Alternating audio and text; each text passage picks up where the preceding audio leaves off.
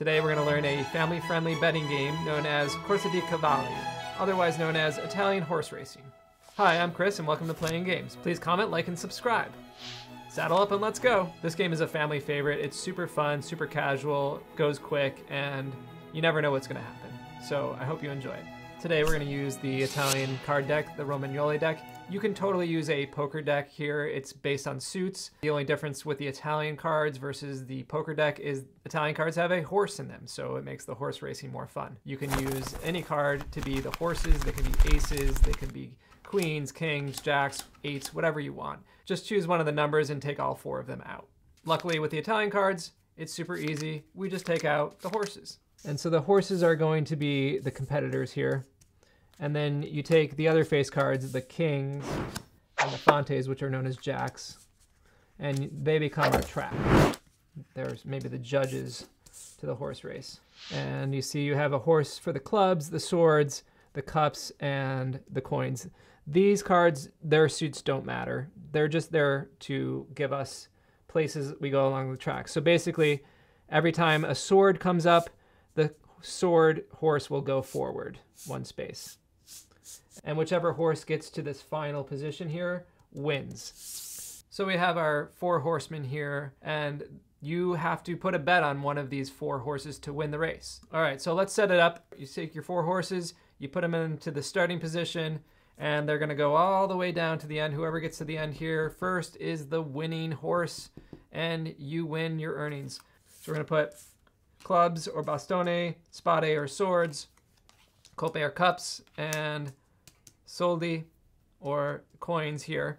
And then you put in a bet. So we'll have four bets. One person will bet for the coins, one for the cups, one for the swords, one for the clubs.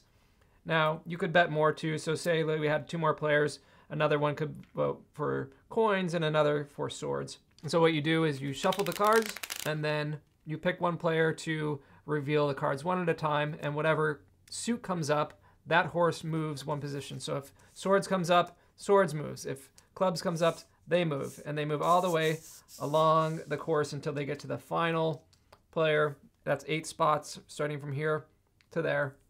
Once they get there, the first horse to get there wins. A lot of families like to take an elder person in the family, have them be the MC, because they can kind of amp everybody up and create suspense as they flip over the cards. So we've shuffled our cards and let's begin the play. We flip over the first card. It is sticks, clubs. They move one spot. Next card, swords. Swords is tied up with clubs now. Coins. Coins moves a spot. Cups. Okay, we have a four-way tie here. Cups again. Cups is in the lead. Coins. Coins ties it up. Okay, we have a three-way tie now. But we have a breakout player. It is the cups. The horse with cups is breaking out. Swords is not going to be left behind. And here we have coins. Swords again. Oh, this is a close one. Swords, oh, from behind all the way to the first place. But cups is not giving up. Okay, here come coins. And clubs. Not giving up. Okay, another four-way tie. It's a close one. Cups again. Bastone. And swords. Three-way tie. Bastone again. Coins. Not giving up. That's coins. Coins moves again. Look at that.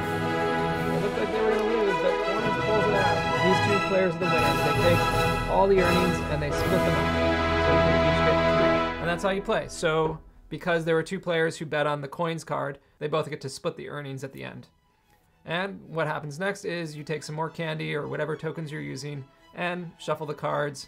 You bring the horses back to their starting positions, place some new bets, shuffle the cards, and the game is infinitely repeatable. And that's how you play Italian horse race. I highly encourage you to make this game a part of your own tradition.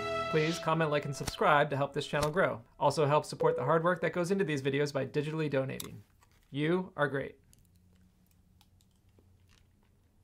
See you next time.